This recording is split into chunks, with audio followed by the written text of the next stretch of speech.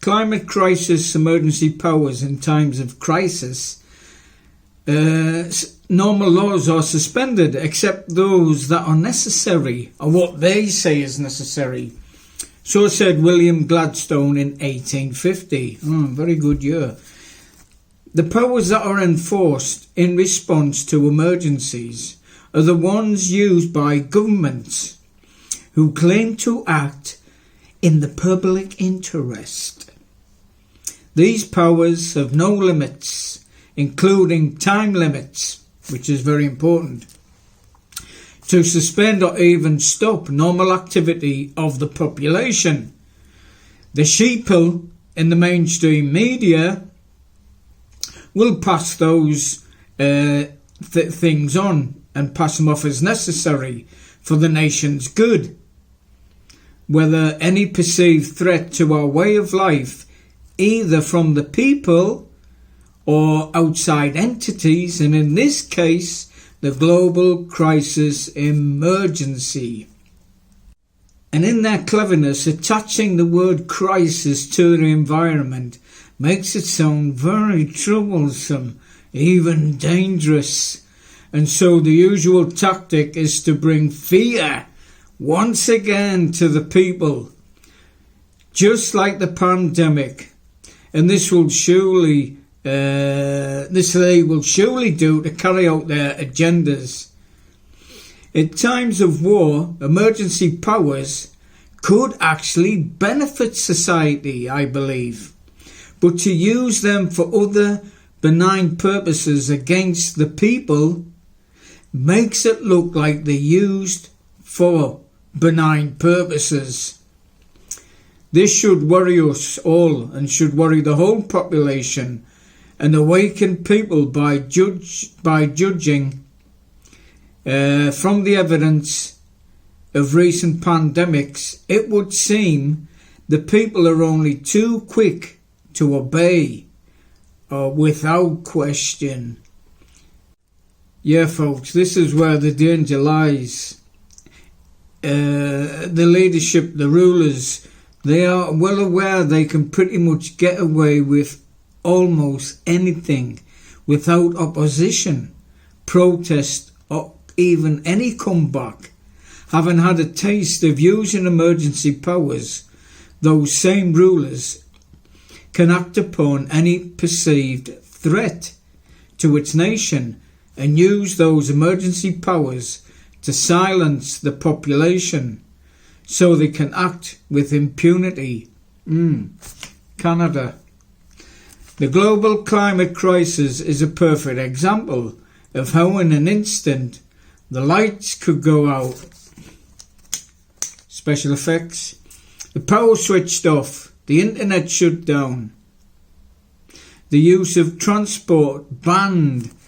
The restriction of where you can go and what time you can go there, and so on and so forth. They will make an argument that it's good for society, for our benefit, while at the same time allowing themselves the luxuries of using those very resources they're trying to stop us from using to the maximum for their own benefit, to carry out their own agendas or whatever it is they do. And we already had a taste of that, didn't we, when the world leaders met in Cornwall, where they were actually meeting to discuss the environment. They all used those gas-guzzling cars and ferried around everywhere, using jets and planes to get there, yet telling all of us that we need to cut down or even stop those same very things. Again, hardly a word murmured in opposition. I get the feeling the use of those emergency powers, though, might become part of our everyday existence to control all aspects of our lives. The same goes for the US, Canada, Australia, wherever you care to mention, where they've already been ready to use those emergency powers to the maximum when they're not really needed at all. as we saw with Trudeau again with the truckers, and it was an abuse of his power, I thought. But they will do whatever is necessary for the survival of the state, which comes first above you, the people, but it will be you who pays the price when those global emergency laws are invoked.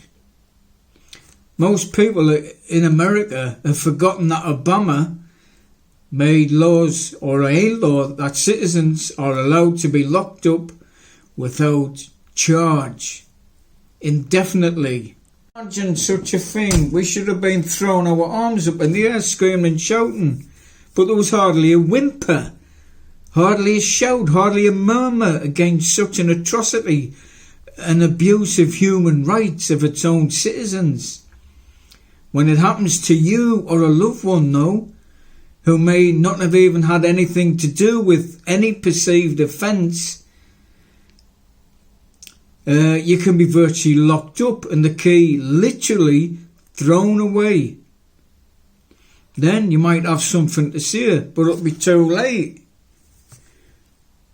Think on that, people. This is how far we've fallen as a society, as a free society.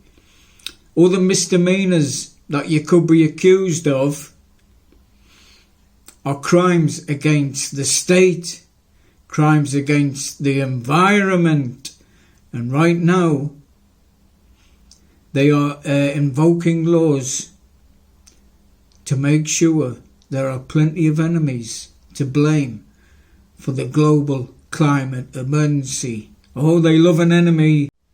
The so-called global climate crisis is a perfect storm for the governments, because almost everybody agrees the earth is in trouble and something needs to be done.